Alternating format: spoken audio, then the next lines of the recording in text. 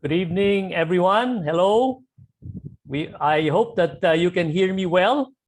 My name is June Marfori, and I welcome you to POWERinU's complimentary webinar, Investing in the Pandemic, the Truths, the Drivers, and the Opportunities. This complimentary webinar is brought to you by POWERinU. POWERinU is a training, coaching, and consulting company with office in the Philippines.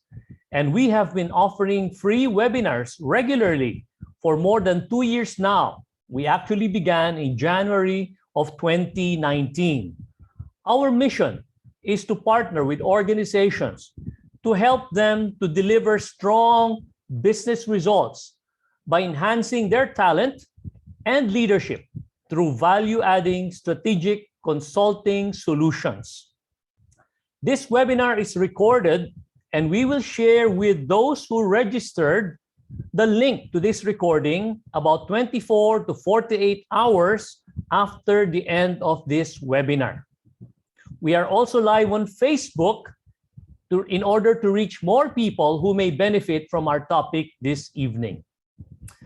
Now, without further ado, what I'd like to do is introduce our speaker so that we can go ahead and get into it.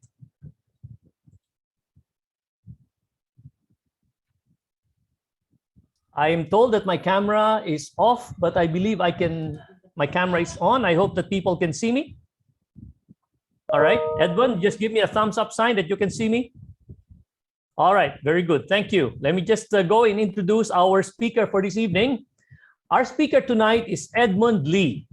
Edmund is the president and the CEO of the Kalum Trading Institute, the premier educational facility in the Philippines that aims to develop successful traders of global equity markets.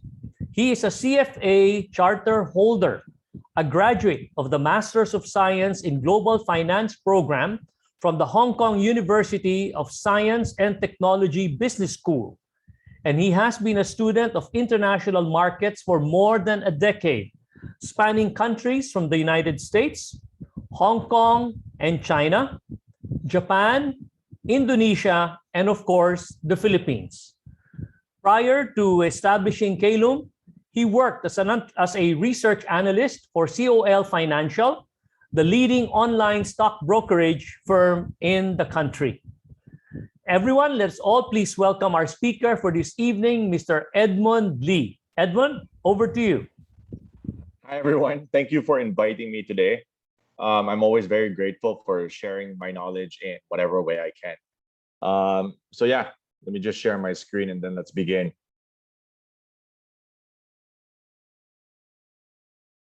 Okay.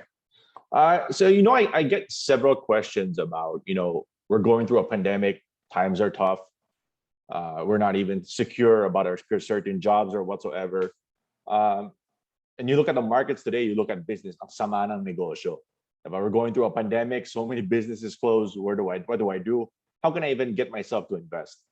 And so what I tell people is that as I go through this entire presentation and lecture, hopefully all of you guys will get better insight as to, during the most difficult times, this is where several opportunities start to arise, right? And if you're going through your own journey of investing, this is actually a perfect opportunity for you to actually set that foundation so that you know where you can already begin and where to go after this talk. Okay, so I'll talk about this really quick, and this is actually not mine. I just stole it from my father, and he always talks about the investor's journey. Okay, and so what happens is that most people who come into the markets, I don't know where to begin. Edmund, where do I start? Right? And majority of times when people start to get into the markets, usually the first thing that they do is that when you ask them, are you here for the long term or short term? Majority of people will say, pang long term ako, Edmund. Okay, and that's good. And the reason why, it's because with all the new tools and instruments today, now becoming a long-term investor is actually much easier than it was before. Why? So you save, you invest, and now these basic instruments that we have here today, one, for example, is ETFs. So basically what you can do is that you can just buy a mutual fund indirectly, it's a reflection of the entire PSEI. So instead of just picking stocks, what you do is that you're buying the entire Philippine Stock Exchange, and indirectly, you're betting on the entire Philippines, which is great, right? Long-term returns for Philippine Stock Exchange indices are approximately 6 to 7% over 15, 20 years, right? And that's one option that people have today. Edmund, I don't want to think. Sige, ito na lang. It's the best way for you to enter the market. Just buy a PSE index mutual fund. Okay. Now, if you're still skeptic, meaning you're not sure, okay lang yan, because now there's a better investment tool today. And it was just actually launched just last year. And these are your real estate investment trust, or what we call REITs. And basically, REITs are you as an individual gaining ownership into office buildings, or indirectly buildings here in the Philippines. So every single developer so far, except for SM, now actually has listed their buildings as REITs. So Ayala has a REIT, Philinvest has a REIT, Mega World has a REIT, and Robinsons also has a REIT, right? So in exchange for owning ownership and getting those tax incentive, basically what you're getting is around 5.5% in terms of cash dividend per year. So if you're not sure, you don't know where to start, or let's say like you're a little bit more senior and you don't want to think about the index too much, what you can do is now you can just buy REITs, get that 5.5% cash dividend per year, and then over time, as rental income or office buildings start to improve, as the pandemic starts to get out of this way, now you also make money in terms of capital appreciation. And basically, these two instruments, the first one, mutual funds, and the second one, REITs, has actually been a game changer last year. And so that's why we're excited about what's to come. If you don't know where to start or where to go, these two instruments are actually very, very effective for you to gain that exposure for your long-term investment. Okay. Now, as you go through your journey, then you start to realize, you know, Edmund, 5.5%, 6%, parang hindi para sa akin. I'm still young.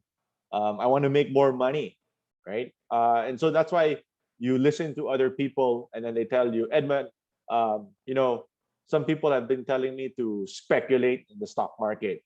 Okay.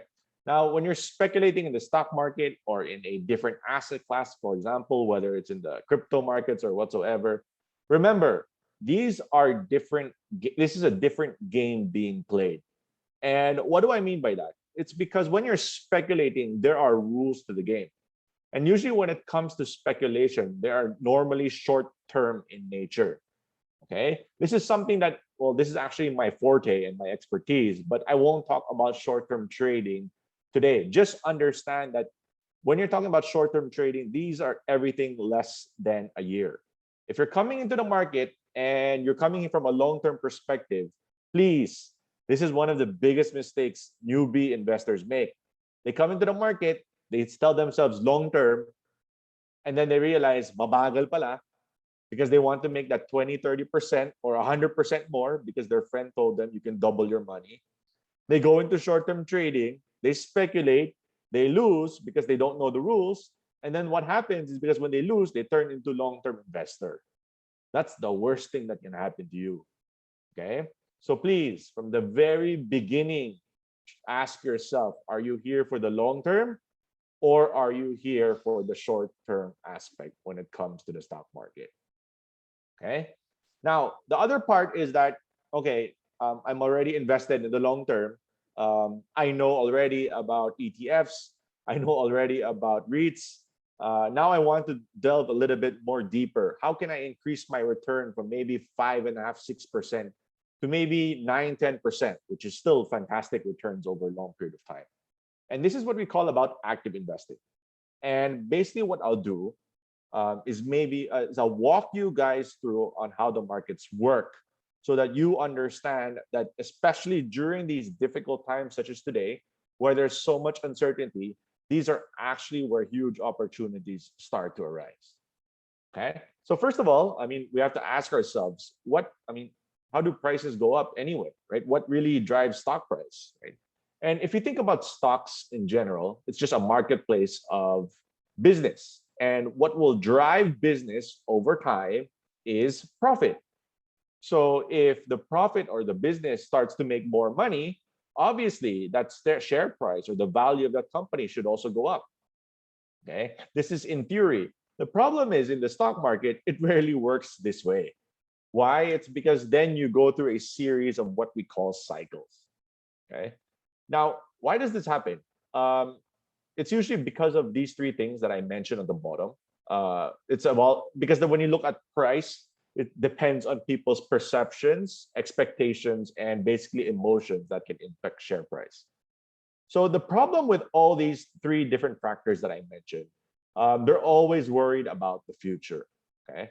And when you're going through a period where there's so much uncertainty about the future, meaning when you're looking at business, yes, we're doing okay today.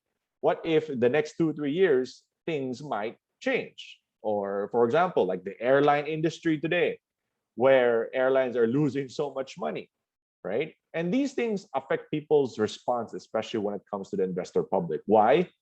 Is the airline industry ever going to recover? When will it go back to normal?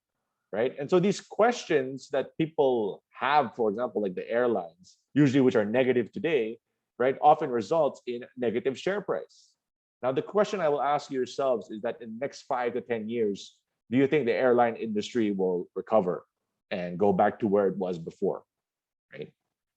Some might say no. If you ask me, I think it is yes. Okay. So what happens is because we all have differentiating opinions, right? That's also the reason why share price is differentiated, and it's usually a combination of all these different factors that we mentioned. Okay, and that's what makes stock market or stock picking very difficult to begin with. Okay, now we talked about ETFs, we talked about REITs. Now we're talking a lot more about stock picking, and basically all these different ideas, expectations, all these different information that you read will all play a role to what share price is essentially going to be going forward. Okay. So understand this, there is nothing certain in the stock market. Let's be clear. Okay. So if you're picking stocks individually, there is always that risk. Okay. But sometimes when you're doing your own due diligence and you're looking at stuff from a long-term perspective, right? There is some things that you probably know will still be here in the next 5 to 10 years versus other industries. For example, like internet and fiber. For example, like Globe and Gcash. Despite what people might say, the next 3 to 5 years, Gcash will probably still be the dominant payment system, which still has 45 to 50 million users already today, and will probably expand. Will it happen for sure? I don't know. But is the chance high? I'd probably say yes. Okay. So these things, once you start to understand things about the stock market, then all these different factors that you read about you'll probably have that idea that it will play a larger advantage down the road. Okay. So these cycles about stock prices going up and down, right? And because everything is based on the future, it creates what we call volatility. Okay, what do I mean by volatility? Is that if you look at the alley, this is Ayala Land, you'll notice that stock prices can drop significantly at any given point in time, right? Like from start of 2015, you've had 19% drops, you had 20% drops, and then you'll also see them bounce even higher. Okay. And this is despite earnings consistently growing quarter on quarter on quarter on quarter. Okay. So when you look at the business and we talked about earnings, why is it that rally every single quarter grows at mid-teens to high teens, but the share price can drop 20, 30% in any short amount of time? Okay. Is that an opportunity? If you ask me if it's largely because of the market, then I'll tell you it's a big yes. Okay.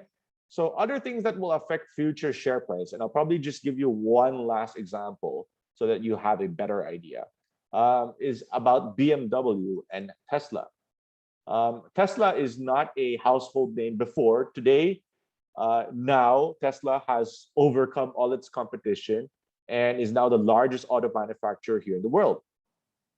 And if you think about it, the challenge that Tesla had to climb, and if you look at it the last 20, 30 years, we probably had zero new auto manufacturer company in the last 20, 30 years. It's always been the same names: Honda, Toyota, Nissan, BMW, Audi, Ferrari. And basically, we had no new one. And now you have a newcomer like Tesla, who nobody knew. It was just a individual guy who wanted to basically make an electric car vehicle that had a vision that you needed clean energy, you needed to have it affordable, and you needed to have it in style. And that was his dream for Tesla. And if you take a look at what happened to Tesla, I mean, 4 years ago, back in 2017, BMW was $60 billion in terms of valuation. Tesla was $45 billion in terms of valuation. It wasn't too far apart, but BMW at 2017 was still bigger than Tesla. And deservedly so. Why? Because BMW was growing at $121 billion in terms of sales. And they were selling 1.5 million cars every single year. Tesla at this time was selling 100,000 cars with over $11.7 billion in sales. Okay. I always show this presentation because when I started Kalo, this is where it actually began. Okay. So the question is, why are people paying so much for Tesla? Right? Why are people buying Tesla? Because they always believe that going down the road, eventually Tesla might be the same size as BMW and sell as many cars down the road. 4 years later, BMW today is still $60 billion, $65 billion in terms of valuation.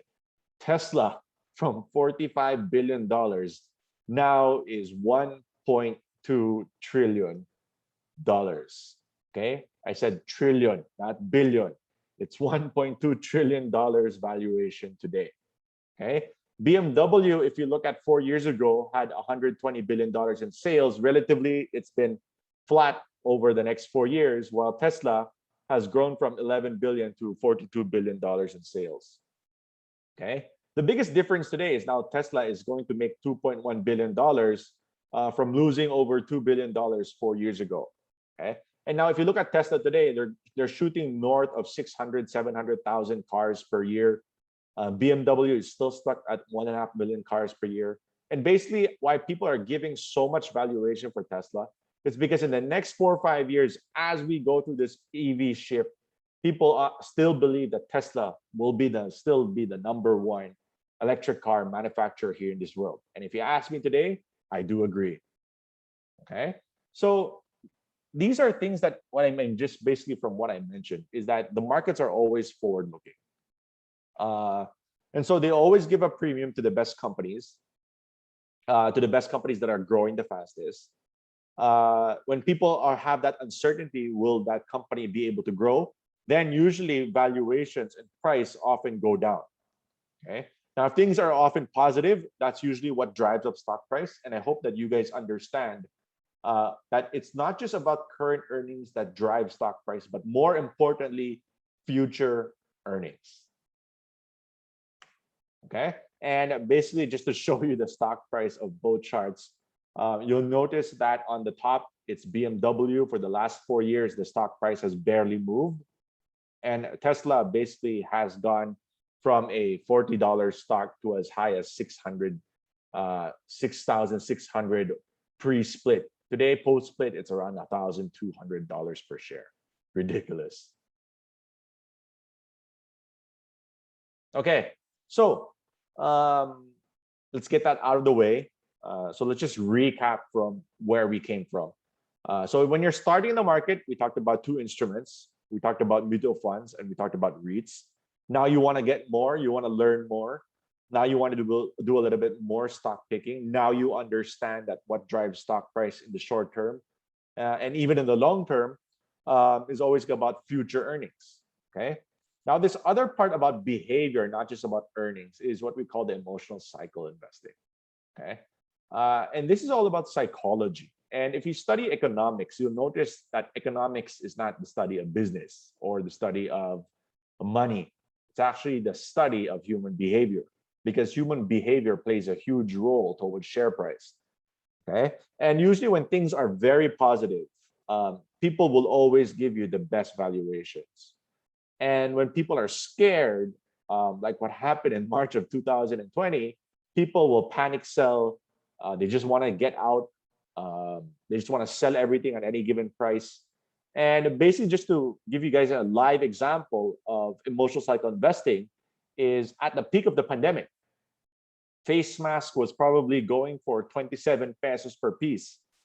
Okay, it was up what 1,000 times from where it initially was, because there was just a huge demand coming for it, and there was not enough supply to cover the face mask at that point in March of 2020, right? But you know it's not sustainable, because eventually supply will come in, people will produce more because they're making so much money on face masks, and eventually the share price, the actual cost per price of a face mask would eventually go down. In the stock market, it's the same way. People will pay when people are very optimistic, and during when nobody wants it, people will always pay the worst valuations as well. It's the same concept. Okay. And what's important is that when you're looking at different companies and you're studying companies, okay, there's the two portions I want you guys to remember. One is what's the business actually happening, and two is what the market is also thinking. Okay. Now, if you think about what really makes a great business to invest in, or that part about future earnings, there's two aspects to it. First is obviously the numbers. So when people ask me, hey, I want to buy a business, I want to buy a speculative company, or I want to buy Globe, for example, the first part is it making money? And is it growing in terms of numbers? You look at Gcash today, it has grown to over 2 trillion transactions. In the next 3 years, it's about to grow to 5 trillion transactions. Okay, so it's going to double in the next 2 to 3 years. That's the number side. Okay, the story and what is actually much more powerful that can actually impact share price in that short term is actually about the story behind it. Where is it heading? Where is the country heading? What is going to happen in the next 3 to 4 years? Okay, so to give you guys an example about a good storyteller, is that where you're going to be 3, 4, 5 years down the road is actually even more important than what you're actually doing here today. So when you look at the market and you look at the economy in the next 4 or 5 years, are malls going to be back? Maybe they'll recover, but we don't know if it's going to be the same size as where we were 2 years ago back in the pre-pandemic. Okay, so what's going to be changing in the next 4 or 5 years? Let's talk about e-commerce. Okay, instead of going to the traditional shopping, where is e-commerce going to be in the next 3 to 4 or 5 years? Right? Are more people going to be online? Are more people going to be using their phones for shopping? And basically that story about how people are going to make that shift from traditional outlets into digital, that's the reason why we've seen a huge anchor in Shopee, Lazada, Zalora, and all these e-commerce websites that we have. That's the story part that you have to understand. And that's what people like.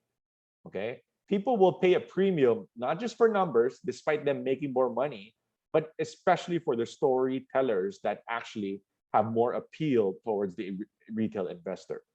Okay, so understand that what drives stock price is two things.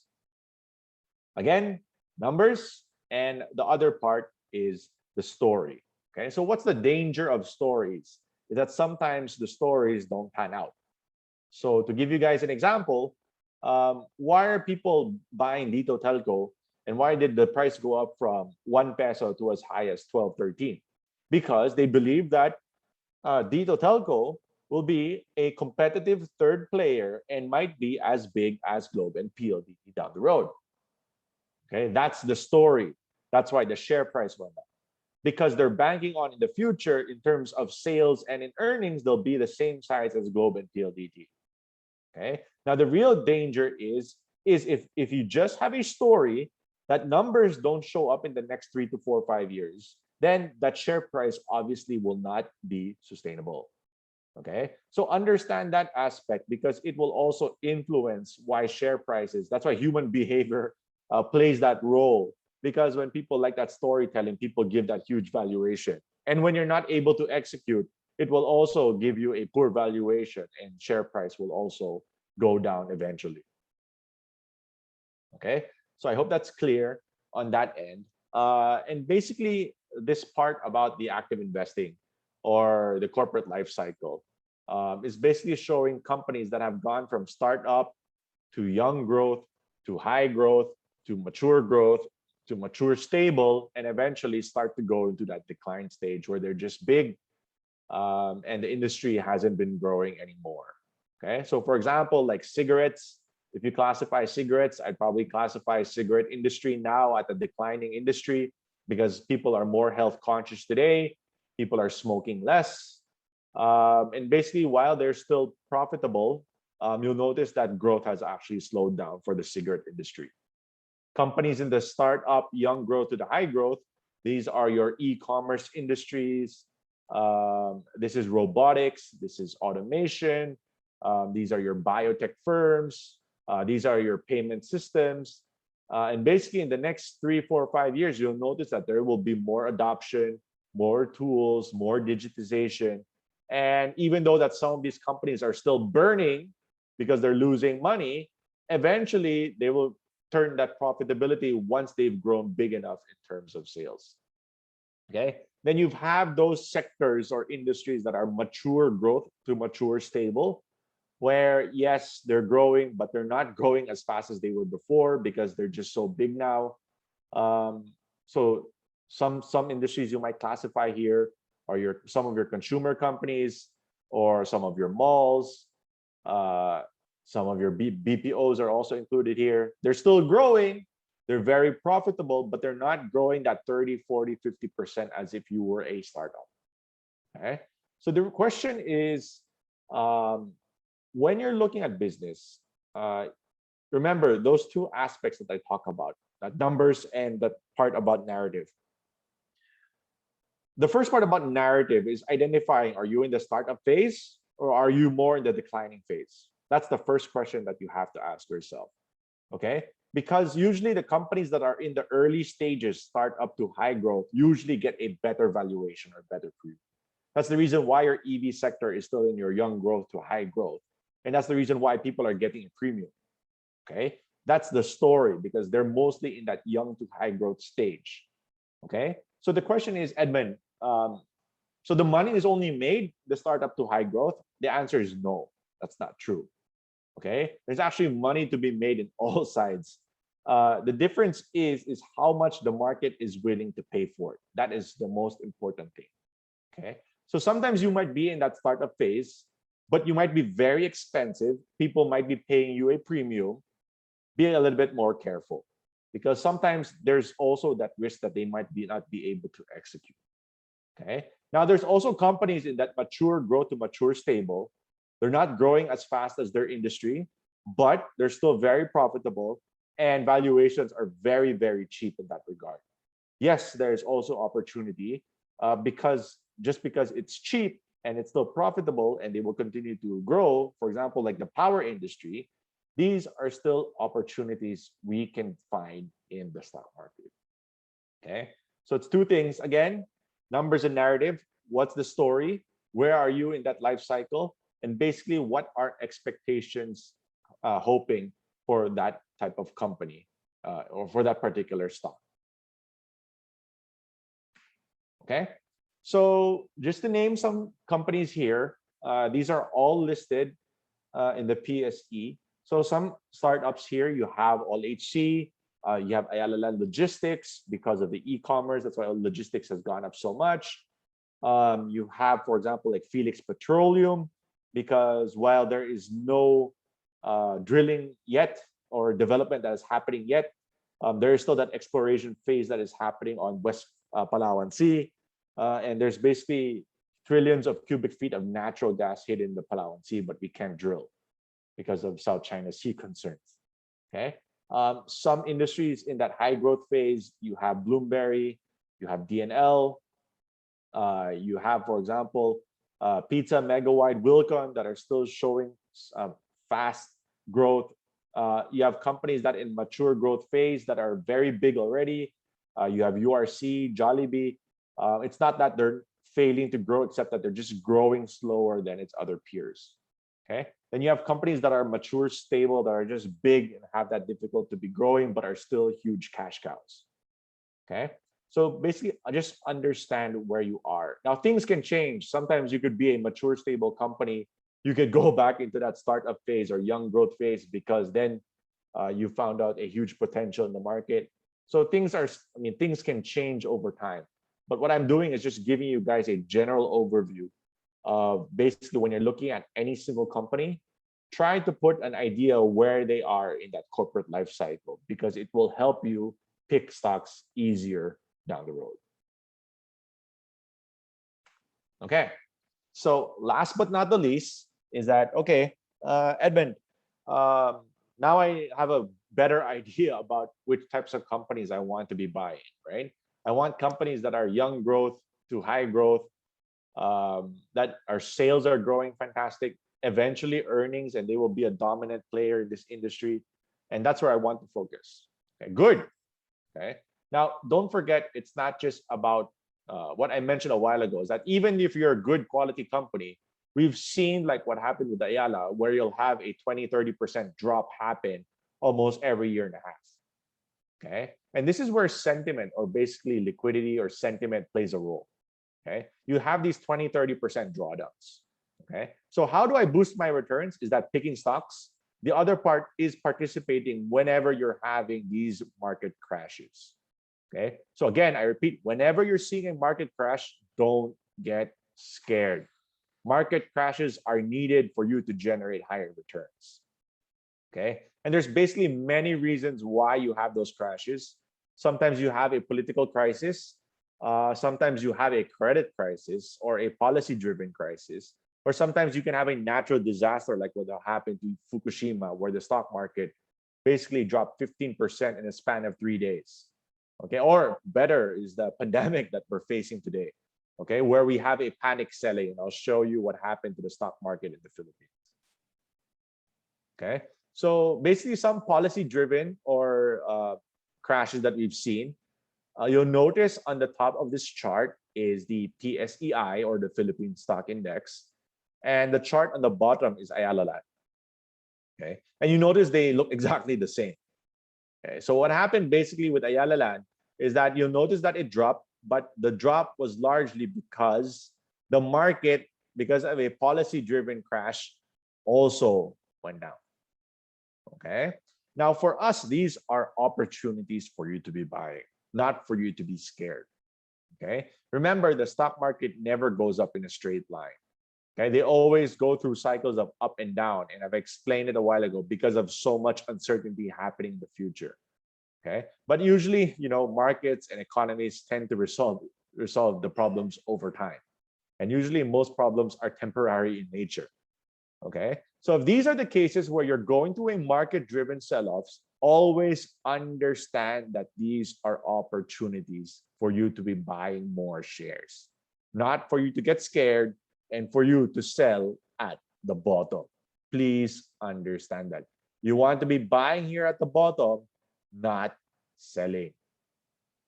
Okay? Other instances, for example, like with what happened in the pandemic or the peak of the pandemic, where basically business just shut down and as the entire global economy went to a huge halt. Okay? The stock market fell from 7,400 to as low as 4,000 in the span of a month. That's a 40% drop in the stock market over a span of a month. Okay, you look at SM Prime, which is the SM group. SM also fell more than 50% from 40 pesos per share to as low as 20 pesos at the peak of the pandemic, because there's so much scare and information now happening. Why? How are we going to get out of this crisis? And whenever things are so much uncertainty, I will tell you, even when you're going through it, pati ikaw, matatakot ka. Okay?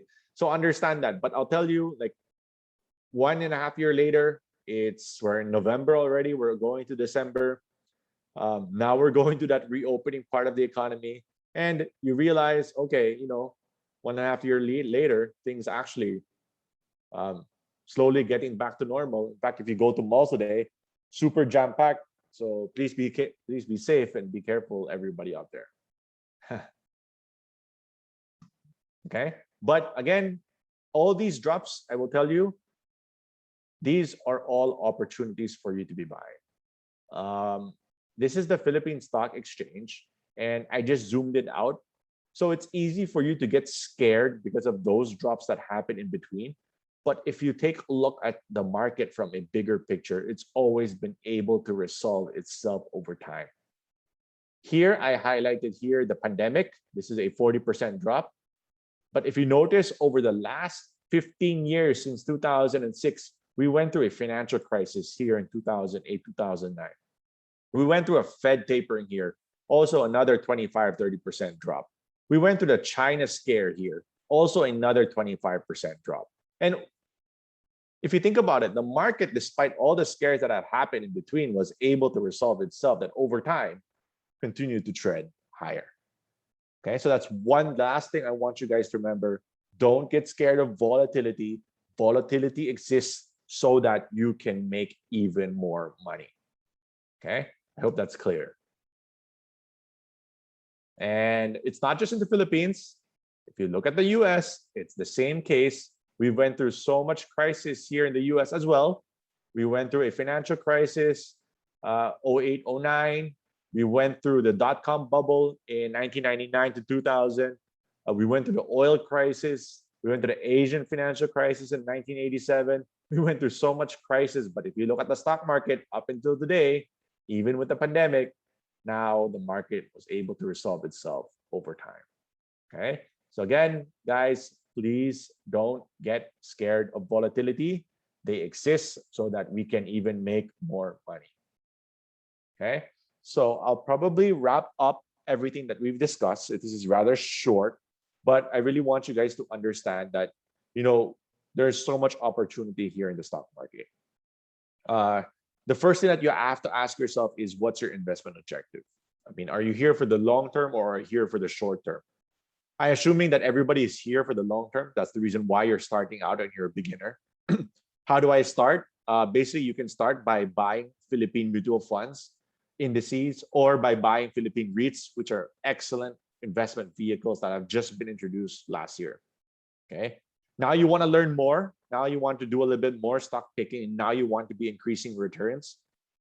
Basically, what I discussed is that now you have a better idea about what drives stock prices over time. It's not just about current earnings, but it's mostly about future earnings. And what impacts future earnings, basically, and share price is basically the two parts about numbers and narratives. Numbers is basically you're able to execute, and the numbers of sales and earnings should eventually show. But more importantly, it's the story behind every single stock. And where you are in that life cycle, whether you're in that young growth to high growth phase, and basically the story is much more sexier in higher growth industries, those actually have the highest opportunity. It's not that there's no opportunity in those boring stories, except that the market normally tends to favor the ones that are still very young. Okay. Understand where you are when you're picking stocks. Ideally, personal issue for me, I prefer picking companies that are in that young growth to high growth phase. Okay. And last but not the least is about the emotional cycle investing. And basically what I've shown you about all these different drops that have happened over the course of the last 15, 20 years. And basically all these crises, all these volatility, all these 20, 25% drops that have happened in between for us is a huge opportunity, not for us to get scared. And so hopefully you guys, as you go through your own journey, will make your own decision making. And hopefully you guys will make a lot of money in your own respective careers. I wish you guys all the best, and I'm open to questions, and I'll be more than happy to answer all your issues. All right. Thank you very much, Edmond. That was a mouthful. Thank you for highly informative and educational presentation and narrative I think that certainly there are a lot of individuals who may pop in some questions.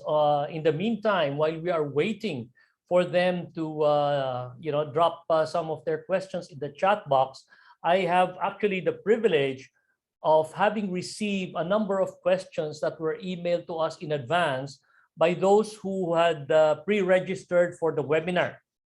Now, whether these individuals are actually in the room or not, or in the Facebook Live, we don't know for a fact, Edmund. But truth to tell, we don't have enough time for the remainder of the evening for me to ask you all of those questions. So without offense intended, I have taken the liberty of choosing a few of them, which I believe are much more on the practical side, and perhaps may not have been delved with or delved into with much more granular detail as you did in your presentation. So with that, Edmond, let me just launch off one of maybe 3 or 4 while we take the time to wait for some questions that may come up on the chat box. So here's a question for you. Interesting, actually, while I was reading it.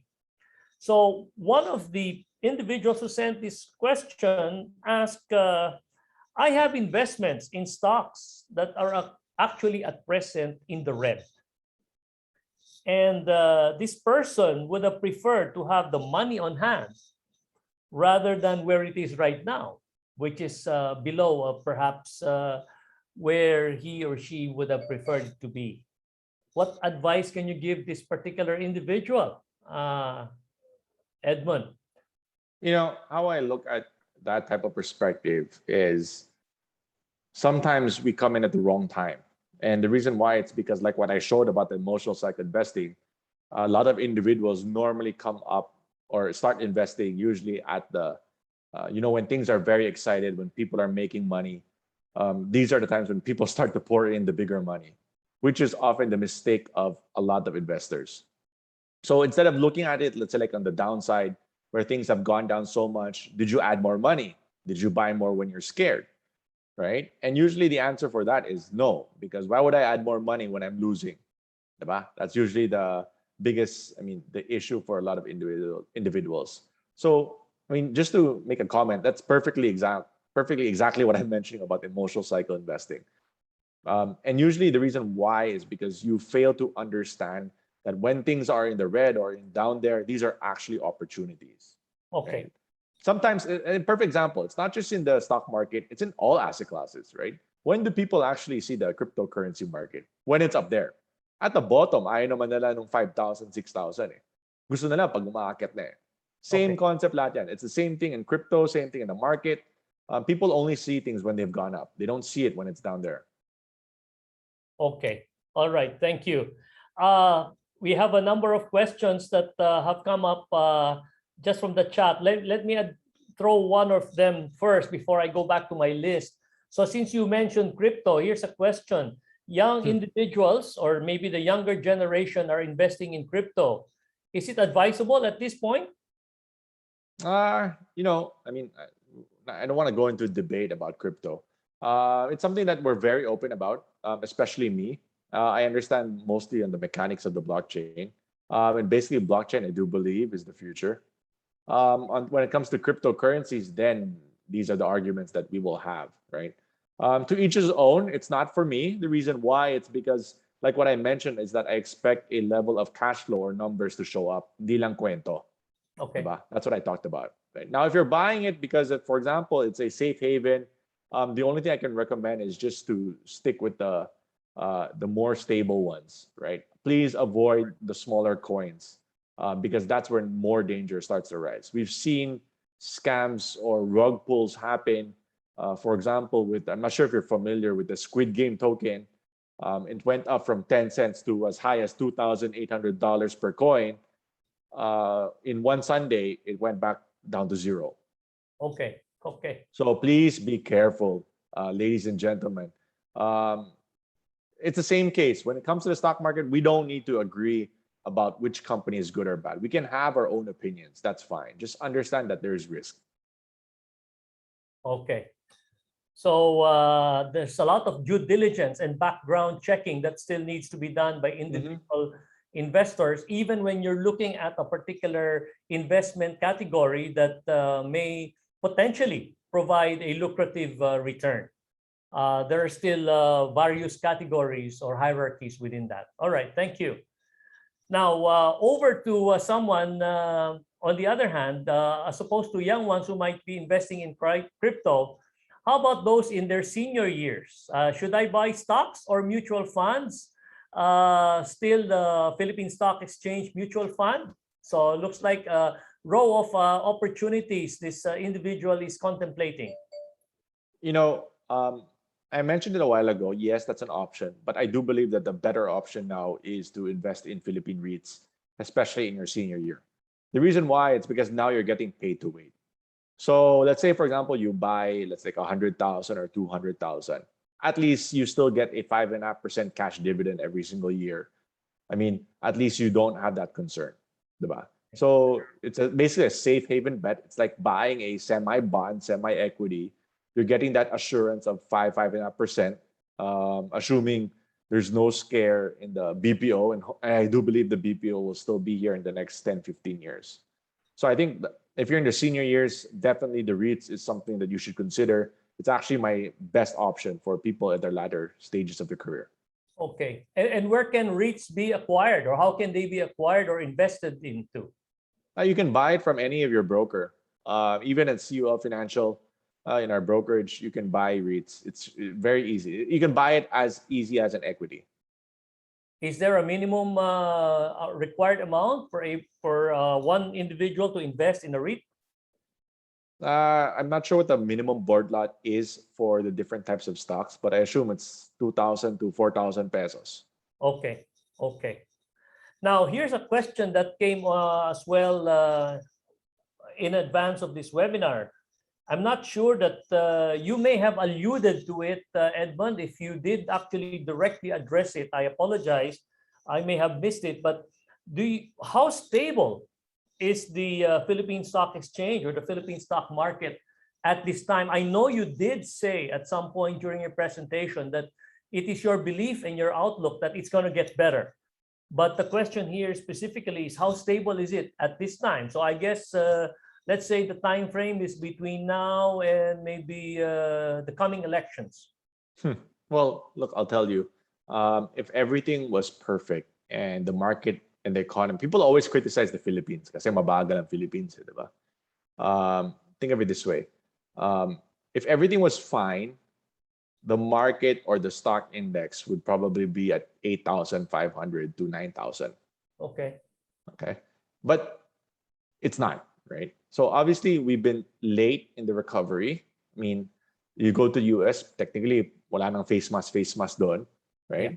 But the thing is, we're delayed. It's also the reason why the stock price is also delayed. So for us, how we see how we're going to get out of this pandemic is going to be similar to the other countries, and we're confident on that end. So for us, if that's your outlook, then obviously we're down here. It should be an opportunity for you to be buying talaga. Okay. Kaya on our end, we're positive. We're excited. And that's the reason why, I mean, we've been investing heavily over the last few months, and it's paid out for us. And we still think it's still going to continue to head higher. So we think that everybody and in these individuals, I mean, these opportunities don't come knocking every single day. So be thankful. So obviously, we have to use this opportunity to actually get this advantage. Is there any particular, significant one-time, big-time catalyst that might spark this re-inspired confidence in the stock market, as opposed to a wave of investors suddenly saying, well, my belief is that over the long haul, it's going to get better, so I'm going to put my money down now?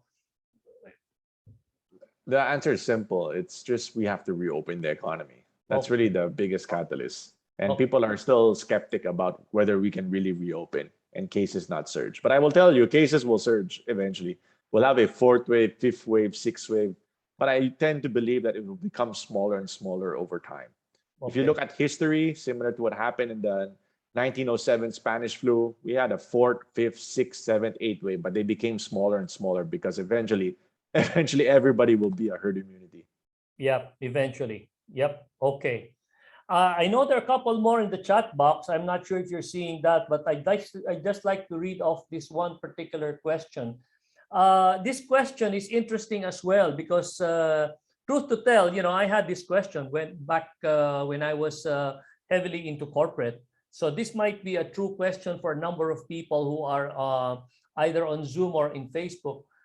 How can you be a successful investor while being at the same time a full-time employee?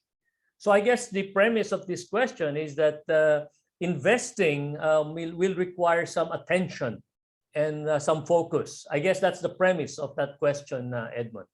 Yeah, I mean, I totally get that question. You don't have the time. That's the reason why I recommended mostly on the mutual funds or buying REITs. Now, it's simple. You want to make money, you got to put in the time and the effort, diba? I mean, Okay. money doesn't grow on trees. So if you want to become a successful investor, yes, I mean, you don't need to be looking at the markets 24/7. That's not what I'm asking for you, but at least have a good idea about the stocks or the quality of companies that you're buying, Okay. right? I think that's still key at the end of the day. Okay. So it looks like, if I may recap from your last 3 points in your summary, because I read it and I wrote it down, in fact, you said volatility exists to increase returns.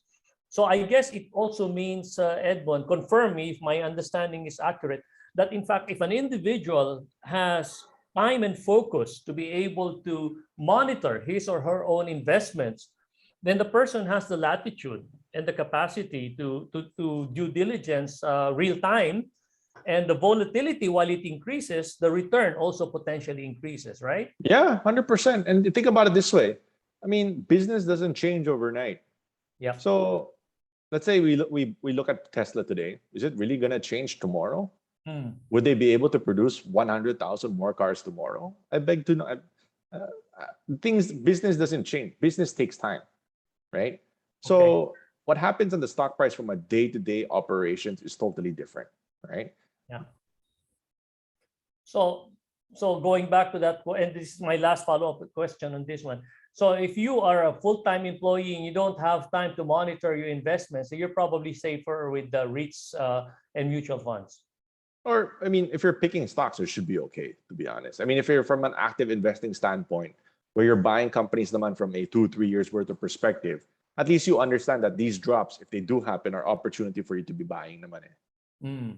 But when you're doing that, just going back to your life cycle, where would you be? Which companies? In which category? Certainly Yeah. not startup, but in which stage would they be? Preferably, you want to take a look at the ones that are the young growth to high growth sided. Okay. Okay. And the mature growth will probably be not your first option. Not your first option. That one I agree. Okay. Okay. Let me read off just a couple more that are here on the chat box. This last one of them I can see is, people say invest offshore, like Netflix, Tesla, Zoom. What's your advice on this one, Edmund? Yeah, I mean, that's another option for some individuals because, like what I talked about, these high growth companies are young industries. Who has it better than the technology capacities of companies in the US, Okay. right? Even in the Philippines, people here are using Netflix, Amazon, Google every single day. And it's fine. I don't have an argument with that. But please do not neglect that there's also much opportunity here in this country, right? So it's not just about outside. Yes, if you have the capacity and the money to do it, but don't neglect that there's also big opportunity here in this country. Okay. Okay. Now, here's a question off the chat box, which is specific to a company. And GLO is mature and already expensive, but with Gcash moving up, is it still okay to invest in GLO? I guess this is Globe, right? Yeah, I mean, no questions asked. I think people are not valuing Globe properly, in my opinion. And this goes for all the analysts because people are underestimating the value that Gcash brings to Globe, right? And people are worried that it's going to be burning, which is true. But if history is any indicator with what we've seen with China and in the US, Gcash is just starting, in our opinion. Okay. So they've already conquered 45 to 50 million users, which is 1 out of every 2 Filipinos. And we think it will affect every single person's day-to-day aspect. So meaning, padala ng pera, gusto mo mag-bingo, magsabong, gusto mo magbayad ng bills, everything that you do, I do believe GCash will be at that forefront of that payment, of that digital payment. And that's the reason why we're excited for Globe. And like what we said, if it drops because of concerns, we think it's an opportunity. Okay. Okay. Well, Edmond, you have been extremely accommodating, informative, and engaging. Thank you very much for being with us this evening, for your exhaustive presentation, your accommodating posture to all of the questions raised. And thank you so much once again for giving us this evening. So with that, we'd actually like to draw this to a close. So I'd just like to welcome everyone, and please give a virtual applause to our speaker, Edmond Lee, this evening. So thank you once again, Edmond. Thank you. Thank you. Always a pleasure. All right. So let me just move to close this evening. And so that you don't miss out, we would like you to please subscribe to www.powerinu.com.ph to get updates on events, webinars, and free resources from POWERinU and its partners. We invite you to register to our last free webinar for 2021, entitled An Open Dialogue on Leadership Development for Asians. Are we happy with the status quo? This will be on December 2, 2021, and our speaker will be Leslie Hayward, a people and human resource expert from TLC Consulting Pte. Limited. Leslie Hayward worked across all of Royal Dutch Shell's key businesses over his 30-plus years with the company: upstream exploration and production, downstream marketing and trading, and projects and technology in Malaysia, the Netherlands, and Singapore. Leslie is a fellow of the UK Chartered Institute of Personnel and Development, or otherwise known as FCIPD, and a co-facilitator of National University of Singapore's Master of Science course on People Strategy and the SHRM Sassin School of Management, Thailand's Global Strategic Human Resource Program. So everyone who registered in this webinar will automatically get an invite to that December 2 webinar. So we hope that you can join us on December 2. Lastly, everyone can access the recording of this webinar through POWERiNU's website, Facebook page, and YouTube channel. Now, reminder please, before we officially end, we would like to request about 10 seconds of your time to answer this short poll so we can get your feedback on this webinar. Just click the link we sent in the chat box, or you can scan the QR code you can see on the screen. Your responses will help us further improve, so thank you in advance for your feedback. Again, everyone, thank you very much for joining us, and do join us again in our next webinar. Thank you once again to everyone. Thank you to Edmond, and thank you to all of our participants. Have a good evening, everyone. Good day. Good afternoon. Stay safe. Goodbye.